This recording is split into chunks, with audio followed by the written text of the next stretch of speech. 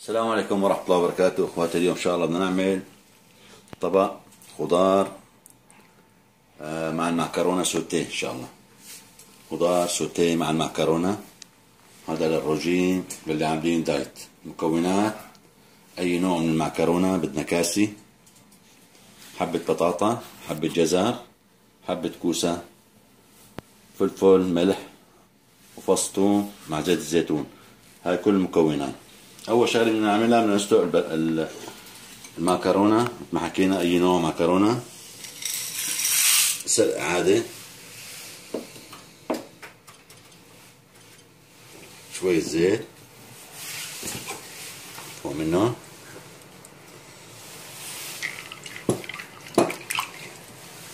ورشه ملح.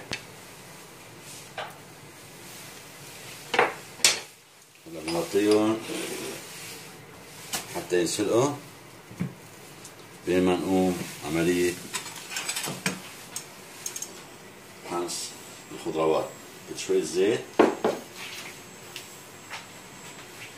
حوالي معلقتين زيت زيتون طبعا، ما تكتروا، معلقتين او معلقة زيت بس. حط الثوم،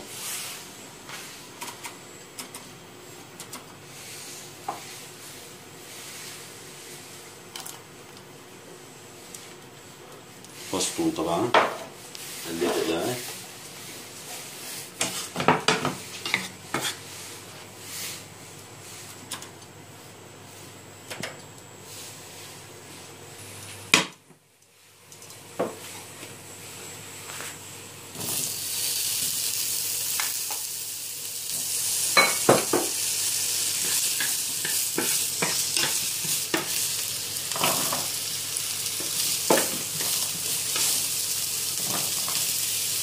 نضيف الخضروات كلهم، نضيف لهم الملح.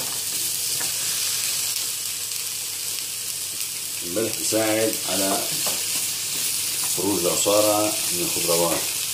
نضيف الفلفل. نحن نحط الحمص عشان تساعد المي كمان تطلع، ما نحط لهم مي نهائيا.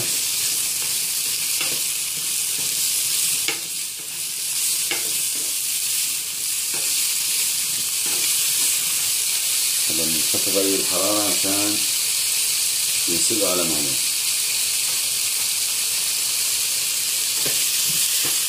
ما حركناهم،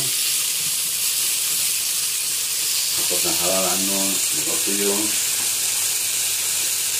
حوالي ربع ساعة لحتى ينسلقوا معنا، تكون المعكرونة انسلقت كمان وانسلقت.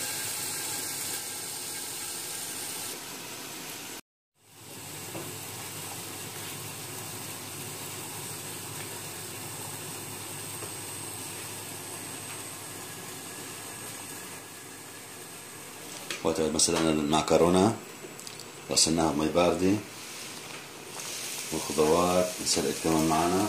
طبعا ما حطينا مي نهائيا، هاي المي طلعت منها ربع ساعة كلها تاخذت معنا. هلا بنضيفها المعكرونة وتحركتين وخلاص.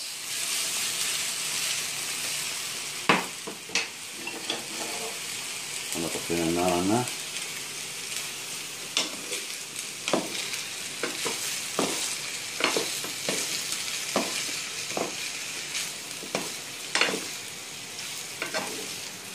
صارت جاهزة معنا المعكرونة.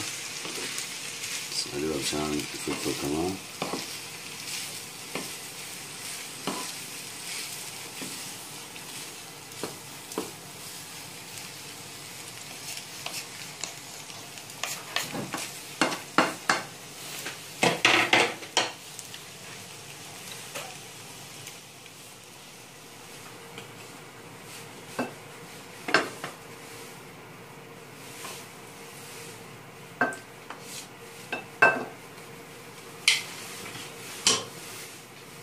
خضار سوتيه، هاي فلفل، هاي الشطة إذا حبيتوا.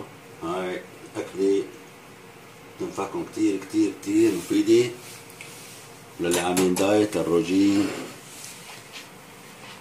خضار سوتيه مع المعكرونة، هاي خاصة قناة يا مال الشام.